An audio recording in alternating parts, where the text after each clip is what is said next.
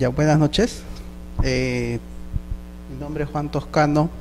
Quería un poco hablar con ustedes en 4 sesiones acerca de cómo es el tema de constitución de sociedades y el otorgamiento de poderes de sus órganos de administración. Básicamente quería empezar diciéndoles que la exposición va a terminar o va a abarcar 3 aspectos. Primero, la creación de las sociedades en nuestro sistema jurídico, el funcionamiento de sus órganos de representación o de administración, vale decir directorios, gerentes, y la aplicación en la práctica de las normas que regulan a las sociedades y sus órganos, o sea, registros públicos. Una vinculación entre lo que dice la norma y lo que está en la práctica, cómo se plasma ello, ¿no?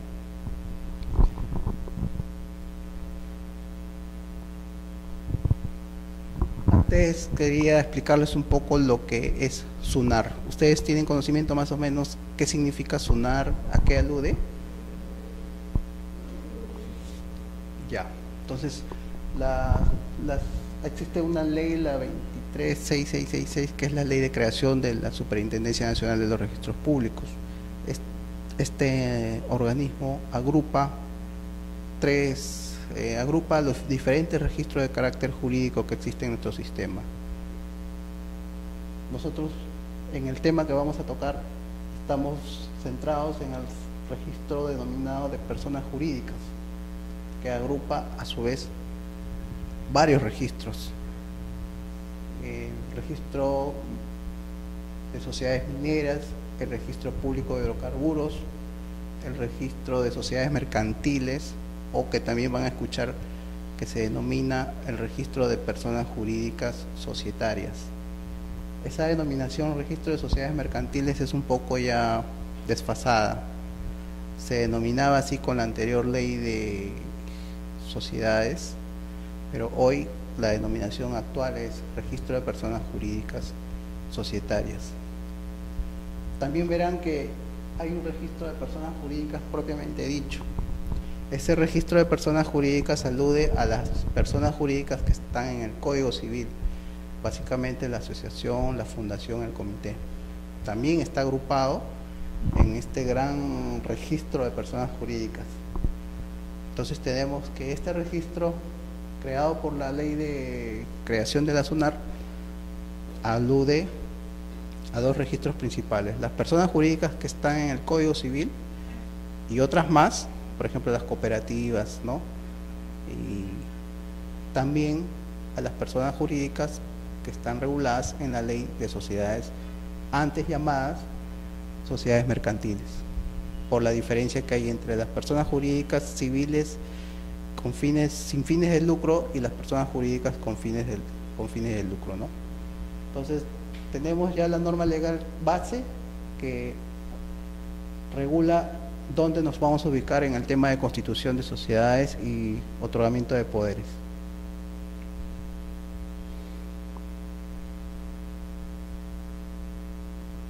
Adicionalmente, esta ley también regula lo que es el registro de propiedad inmueble,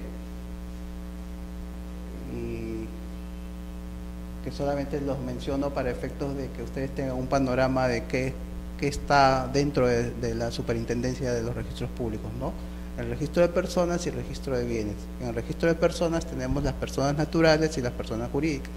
En el registro de bienes, el registro de propiedad y el registro que abarca, entre otros, al conocido registro de propiedad vehicular.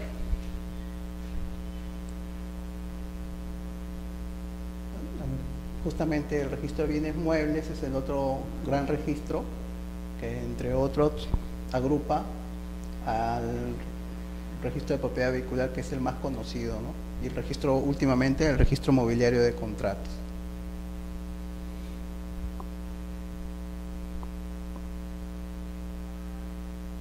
todos los actos relativos a los derechos de propiedad intelectual no están bajo la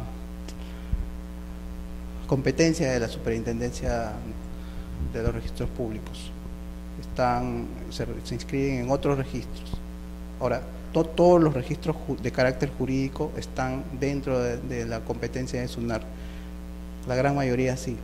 Por ejemplo, los regulados por estas normas que aluden a los registros de propiedad industrial, de los derechos de autor, se encuentran regulados por otras disposiciones legales. Ahora nos vamos a centrar expresamente en el registro de personas jurídicas y dentro de ellos el registro de sociedades mercantiles, que para todos los efectos es el registro de personas jurídicas societarias.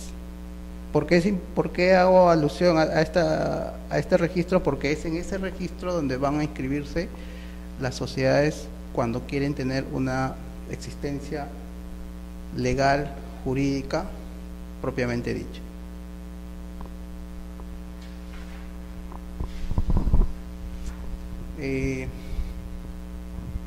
Es importante que les mencione cómo es el trabajo dentro de registros para que vean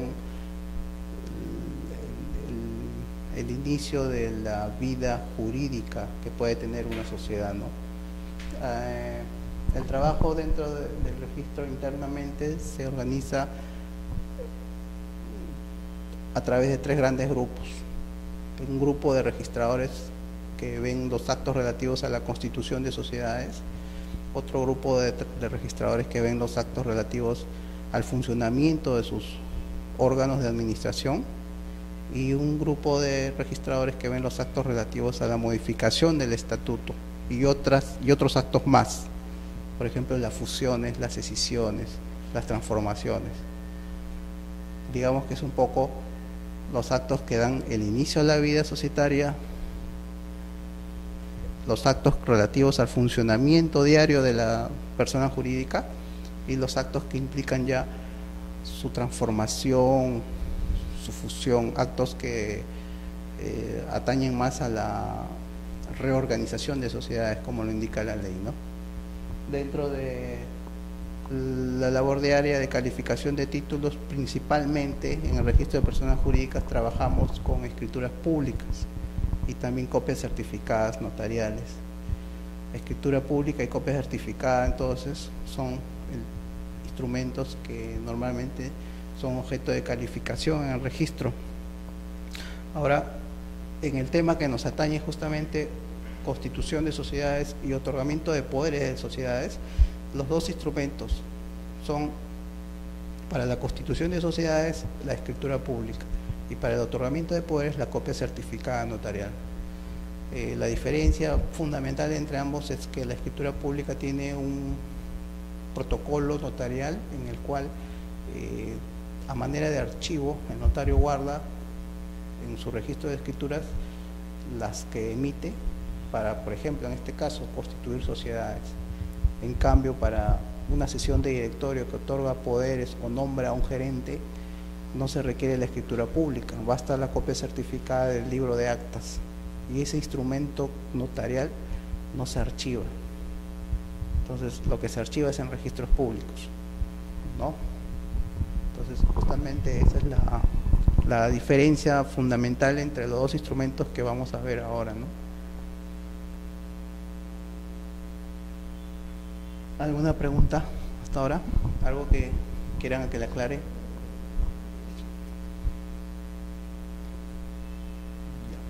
Entonces entramos de lleno al tema de constitución de sociedades. Sabemos que hay una ley de creación de SUNAR que básicamente apunta al hecho de regular dónde se van a inscribir las sociedades. Pero también tenemos otra ley que regula el documento o el instrumento que va a regular justamente cómo se crean las sociedades en nuestro sistema jurídico. Esa es la Ley General de Sociedades. Y el artículo fundamental que tenemos que tener presente es el artículo 5º, el que habla acerca de el acto constitutivo.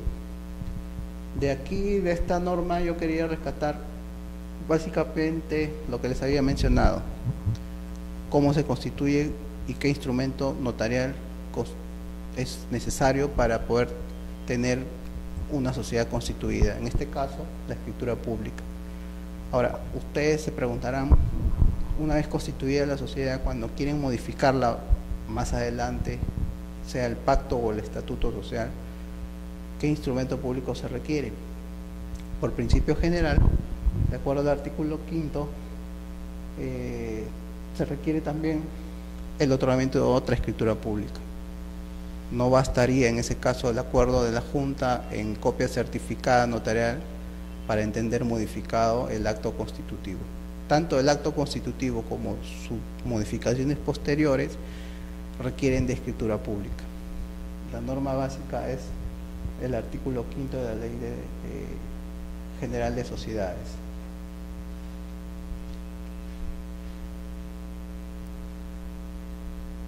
Ahora, el pacto social es el contrato básicamente de sociedad. Este pacto o contrato social tiene un estatuto que regula la vida y el funcionamiento de estas sociedades. Es importante el estatuto porque en él las normas básicas de funcionamiento de la sociedad se han plasmado o deberían plasmarse, y la ley, un poco supletoriamente a lo que cada persona puede plasmar en un estatuto social, señala lo que debería contener. Pero de manera general el pacto o contrato social, entre otras cosas, debe señalar lo que estamos viendo en esta presentación. Los datos de identificación de los fundadores es importante porque son ellos quienes posteriormente van a ser de repente directores, gerentes, representantes. El capital y las acciones en que se divide el capital también es importante tenerlo dentro del pacto social. Pero el punto 6 justamente alude a que el estatuto que regirá el funcionamiento de la sociedad. Como ustedes ven, el estatuto forma parte del pacto o del contrato. Y a continuación vamos a ver el contenido del estatuto. Entre otras cosas, la denominación de la sociedad, la descripción de su objeto social, el domicilio, el plazo de duración, el capital y el régimen de los órganos de la sociedad. En la práctica societaria, las personas que quieren constituir una sociedad muchas veces se topan con el tema de la denominación de la sociedad. ¿Qué denominación le puedo poner a una sociedad? En registros públicos se presta un servicio de búsqueda y reserva de nombre de sociedades con el fin de que se ha elegido un nombre cuando el interesado otorga su escritura de constitución y este nombre ya está registrado previamente por otra persona, la escritura pública va a ser observada, es decir, va a ser rechazada, porque no pueden coexistir en nuestro sistema jurídico dos denominaciones iguales. En consecuencia, si el estatuto, como menciona el artículo 55 de la ley, debe contener la denominación de la sociedad y esta denominación ya está previamente inscrita, ese acto no se podría inscribir. Por eso es importante el tema de la reserva, del servicio de reserva de nombre que uno puede obtener en registros públicos antes de que otorgue su escritura pública, porque si el nombre ya está dado o la denominación ya está dada y se otorga la escritura pública, modificar la escritura pública va a tener un costo y un tiempo adicional. Entonces, previamente, antes de otorgar una escritura, es importante solicitar a registros públicos una reserva de nombre que va a proteger por el plazo de 30 días naturales esta reserva para que el interesado pueda otorgar su escritura pública y no tenga problemas de que hay otra denominación igual o muy similar previamente inscrita.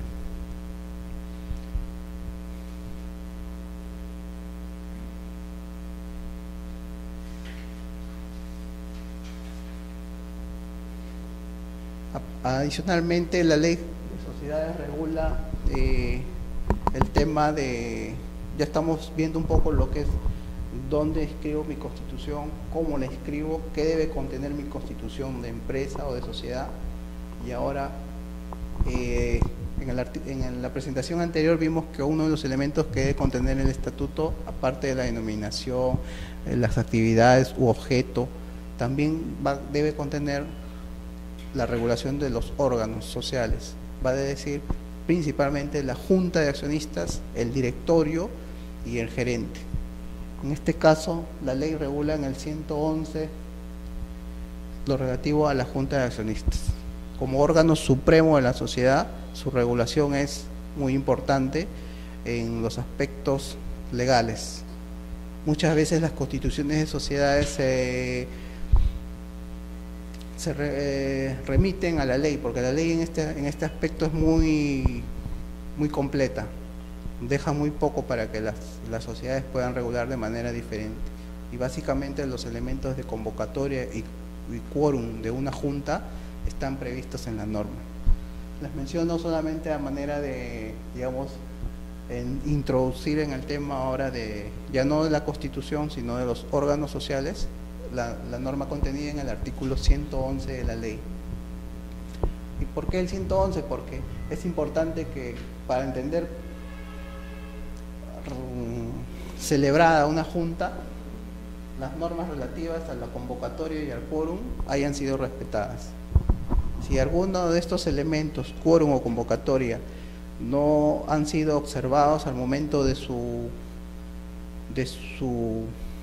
celebración en la Junta de Accionistas, esta adolece de defecto o de causal de observación a registros públicos.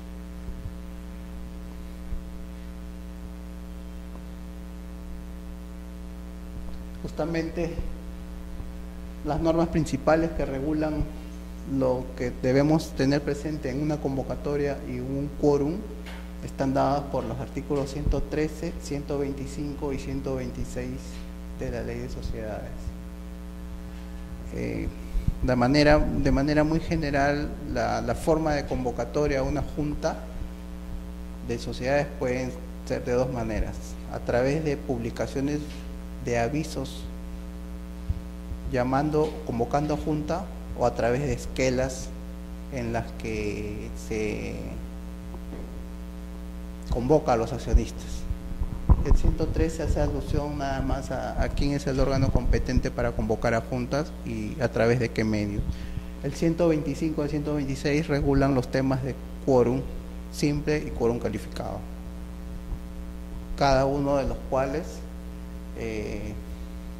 van a determinar las materias que pueden tratar en una junta. Una junta no puede tratar libremente cualquier materia si es que no tiene el quórum requerido por ley, el quórum mínimo por ley, ¿no? Por ejemplo, para los temas más importantes que tienen que ver con la modificación del pacto o del estatuto que habíamos estado mencionando, tiene que observar un quórum calificado de 2/3 de las acciones suscritas con derecho a voto en primera convocatoria y de 3/5 de estas acciones en segunda convocatoria. Vale decir, 2/3 equivale al 66.6% de las acciones en primera convocatoria y los 2/5 al 60% de las acciones. Es un quórum alto, como verán, ¿no?, para primera y segunda convocatoria. ¿Por qué? Porque los temas así lo exigen. Y básicamente el tema de modificación del pacto o del estatuto social.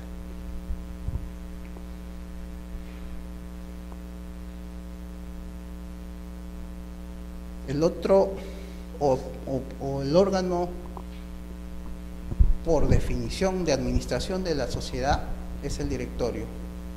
El órgano de ejecución de los acuerdos societarios es la gerencia o la gerencia general. Y el órgano de expresión de la voluntad de la sociedad es la junta.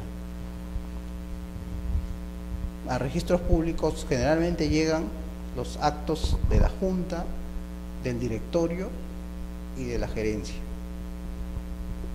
Ahora, la junta de accionistas y el directorio deben llevar un libro en el cual se expresan o se asientan las actas que documentan los acuerdos que se adoptan, tanto en junta como en directorio. Ese libro de actas tiene justamente el valor como para de él obtener copias certificadas, que como les mencioné, conjuntamente con la escritura, son los instrumentos básicos que nosotros calificamos para inscribir sus actos. El 152 de la ley regula quién es el órgano encargado de la administración social, y el 155 regula el número mínimo o el número que pueden tener como directores en una empresa. No hay un número máximo, pero sí un número mínimo. En ningún caso el número de directores es menor de 3. Normalmente los directorios se componen de 3 a 5 miembros. Hay, dependiendo de cada organización, cada sociedad, el número de directores que quiera tener, se puede establecer en el estatuto el número de directores.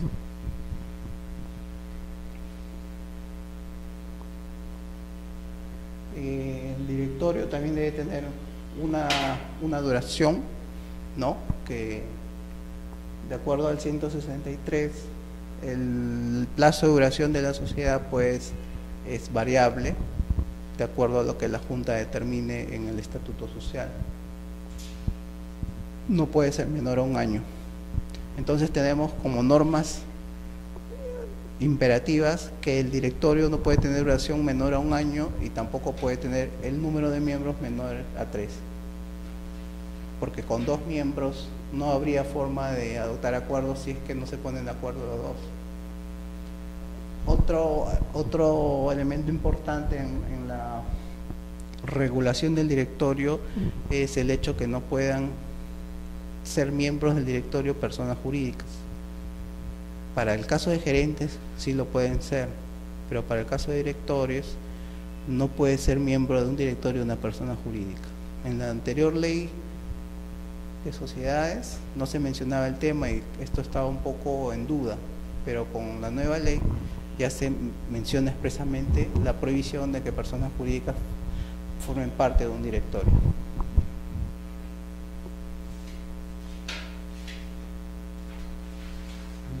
Otro elemento importante a tener presente, como ya les había mencionado, son las actas. Las actas básicamente son un documento que prueba no solamente la existencia del acuerdo, sino también sirve de vehículo para que esos acuerdos lleguen a registros y se inscriban a través de copias certificadas de esas actas que emite el notario dentro de sus funciones. Por eso el artículo 170 establece claramente cómo es que deben ser consignados los datos en las actas de las sesiones de directorio.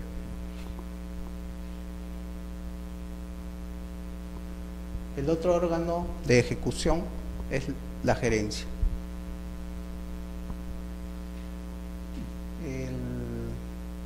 Pueden tener 1 o más gerentes en las sociedades.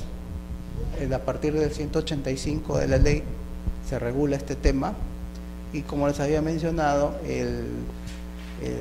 la Junta expresa una voluntad, el directorio administra la sociedad y el gerente ejecuta los acuerdos. El gerente puede ser gerente general o también pueden haber gerentes por cada sector de una empresa o de una sociedad que crea conveniente crear, pues, ¿no? Gerentes de administración, gerentes de finanzas, gerentes de presupuesto, cada uno con un área específica y competencias de acuerdo a la organización y planificación de cada sociedad, ¿no?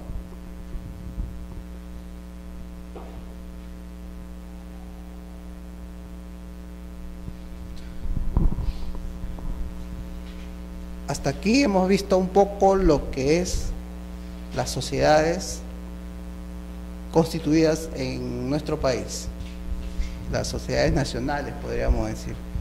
Pero, ¿qué pasa con el tema de sociedades extranjeras que quieren actuar en nuestro país? No quieren formalmente constituir una sociedad. ¿Qué podrían hacer en este caso? Lo primero que se nos viene a colación es el hecho que puedan constituir sucursales. Y ustedes habrán visto mucho que en nuestro país funcionan sucursales de sociedades extranjeras. Pero no solamente son las sucursales lo que ellos pueden optar para hacer operaciones en nuestro país, también pueden otorgar poderes sencillos como lo otorgaría una junta o un directorio, y esos poderes tienen cabida en registros públicos, sin necesidad de constituir una sociedad formalmente. Una sociedad extranjera puede otorgar un poder, y ese poder se inscribe en registros, y esa regulación está en un reglamento que es distinto a la ley de sociedades. Ya tenemos otro cuerpo legal, tenemos un reglamento del registro de sociedades y tenemos la ley de sociedades que ya les había mencionado. Entonces, en este reglamento un poco se regula cómo debe ser el tratamiento de sociedades extranjeras que, sin constituir sucursales en nuestro país, quieren de alguna forma operar. ¿A través de quiénes? De sus representantes, que denominamos apoderados.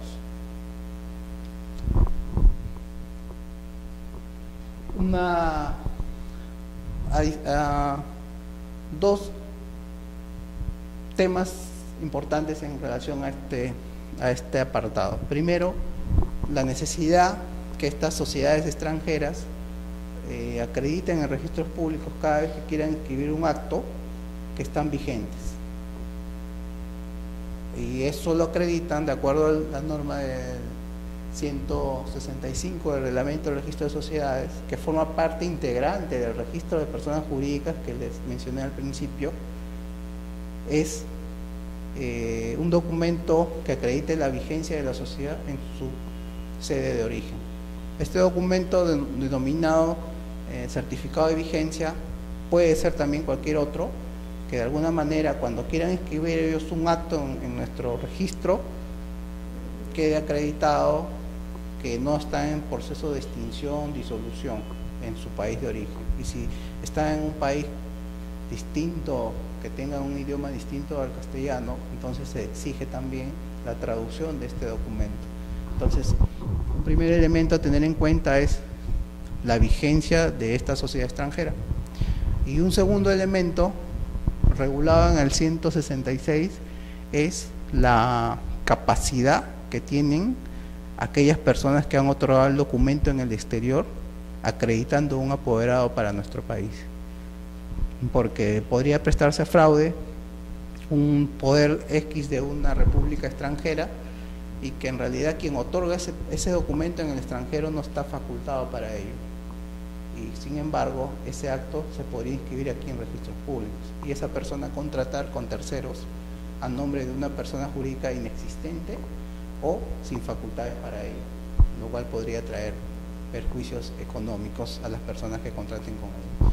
Por eso el reglamento del registro de sociedades, que esa es la única norma que regula este tipo de poderes especiales, se preocupa primero en exigir un certificado de vigencia, y segundo, exigir un documento que acredite que las facultades que han sido otorgadas han sido bien otorgadas en su país de origen.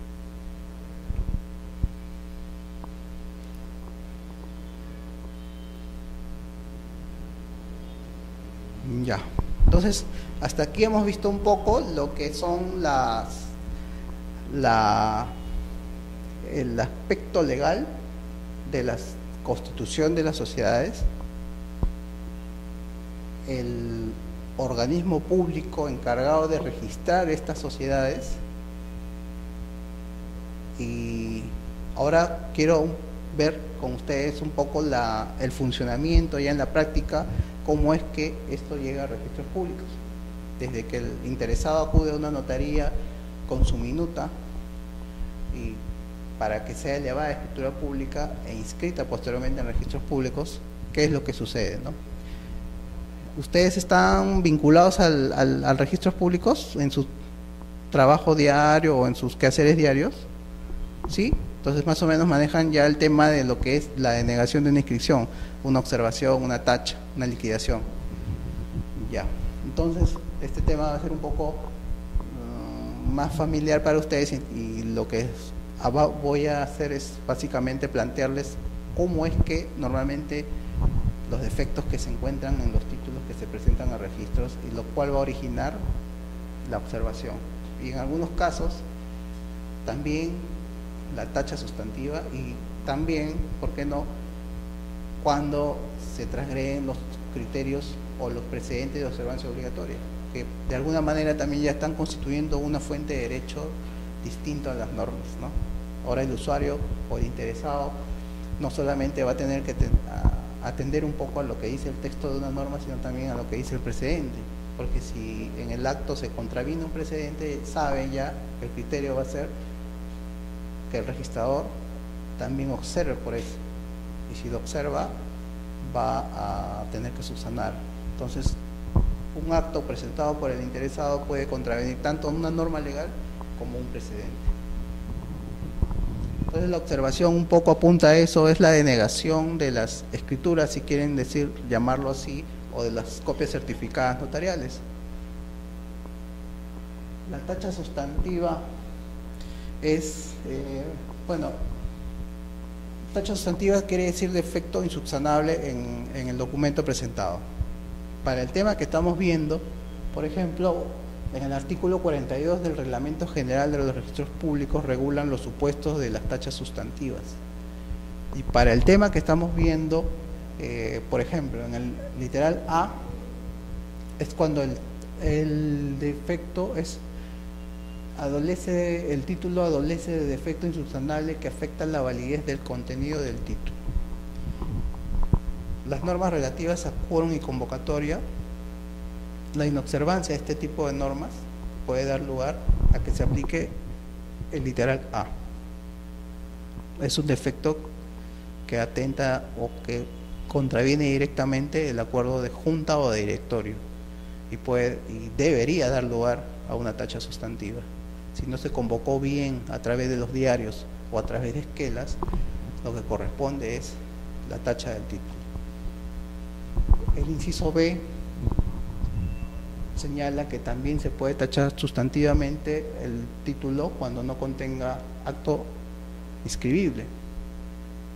Y no se los he mencionado, pero en registros públicos no se inscriben lo relativo a las acciones y sus transferencias o gravámenes. Entonces, un acta de una junta en la cual se acuerda la transferencia de acciones podría ser tachado sustantivamente por no contener acto inscribible, porque ese acto se inscribe en el registro o matrícula de acciones que cada sociedad debe de tener. El supuesto del inciso C es aquel en el que, por ejemplo, una sociedad domiciliaria en Huancayo presenta el interesado el título en la ciudad de Lima.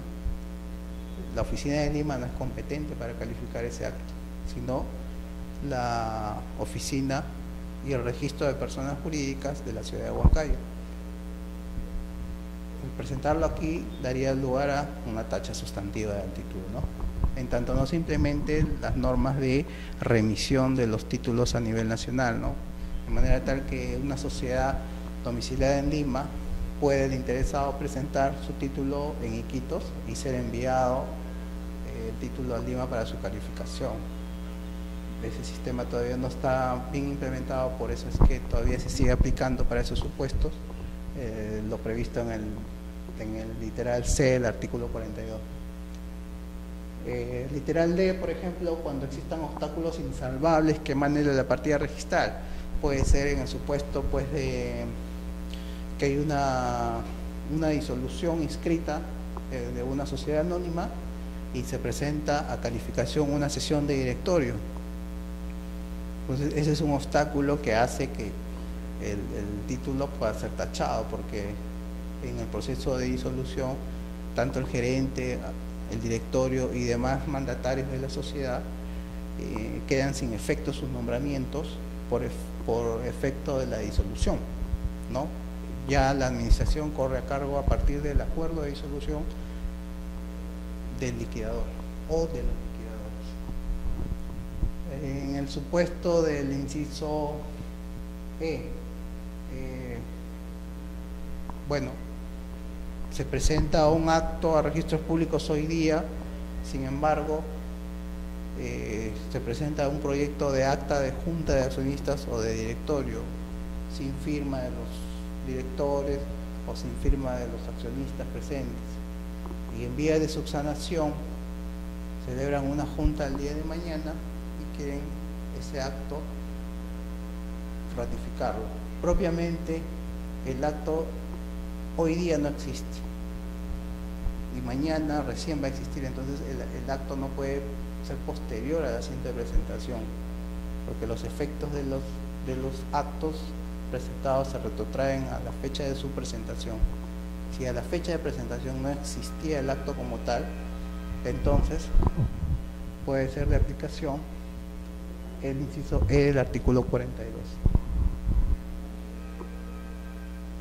El inciso F es el supuesto en el que se produzca una falsedad documentaria y bueno, una copia certificada otorgada de manera irregular o falsificada, o un parte notarial de constitución falsificado, debería o debe dar lugar a una tacha sustantiva y seguir el procedimiento para ese documento poner en conocimiento de las autoridades correspondientes, ¿no? Entonces, en relación a nuestro tema, el artículo 42 tiene aplicación en cada uno de sus incisos, ¿no? ¿Por qué es importante? Porque eso va a hacer que se deniegue de plano la observación formulada, perdón, el título presentado a los registros públicos. Ahora, si por un lado tenemos que la observación es el defecto subsanable, por el otro lado tenemos que la tacha sustantiva implica el defecto insubsanable. Ahora, tenemos muchos defectos subsanables.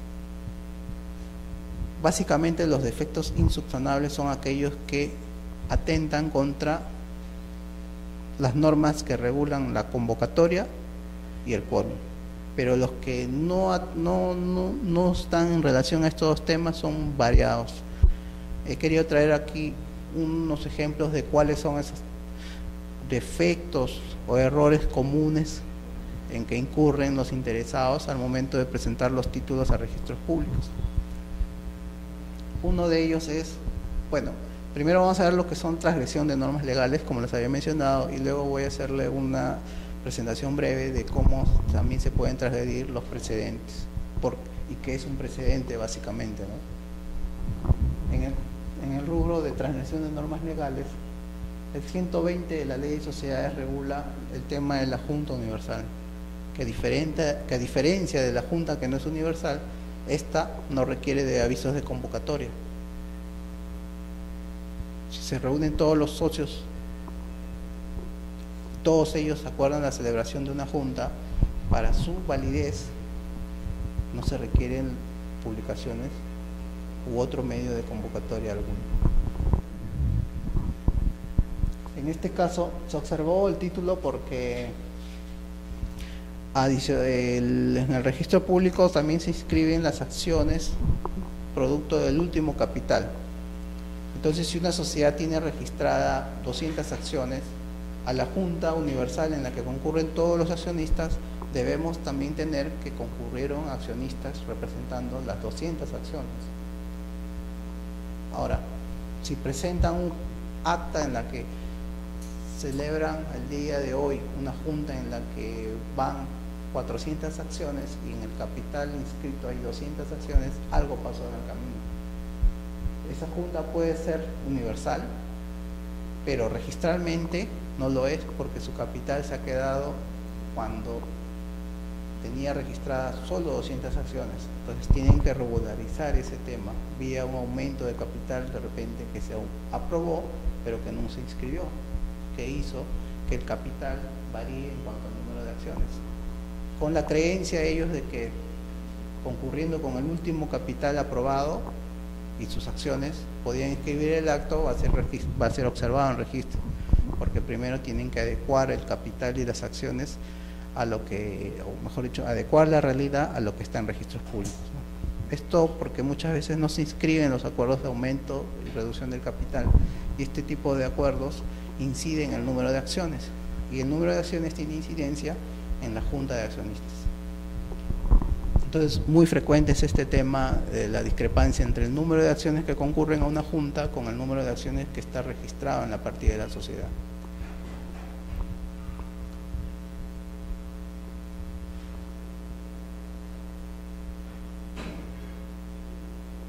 Otro tipo de observación era en relación a los poderes que les estaba mencionando, a los poderes venidos de personas jurídicas extranjeras. Acreditar que esta persona jurídica extranjera realmente existe en el exterior, con el certificado que el reglamento del registro denomina certificado de vigencia. La observación apuntaba: se observa el presente título por cuanto deberá adjuntar el certificado de vigencia o documento de similar calidad que acredite la vigencia de la sociedad extranjera apoderante. Normalmente en registros públicos nos llega el certificado de vigencia, pero también nos llegan otros documentos equivalentes. Por ejemplo, el notario de un determinado país da fe que una persona jurídica no se encuentra disuelta o extinguida. El funcionario de un ministerio X en un documento también señala que una persona jurídica X no se encuentra disuelta o extinguida, y a veces hasta lo que es el equivalente al registro público nuestro, el registrador emite una suerte de certificado en el que también se señala no solamente un resumen de lo que es esta persona jurídica en el extranjero, sino también principalmente que no se haya extinguida. Entonces, la variedad de documentos al que alude el 165 es muy amplio. No solamente debemos quedarnos en exigir un certificado de vigencia, sino también cualquier otro documento que acredite que en su sede de origen esta sociedad no está extinguida.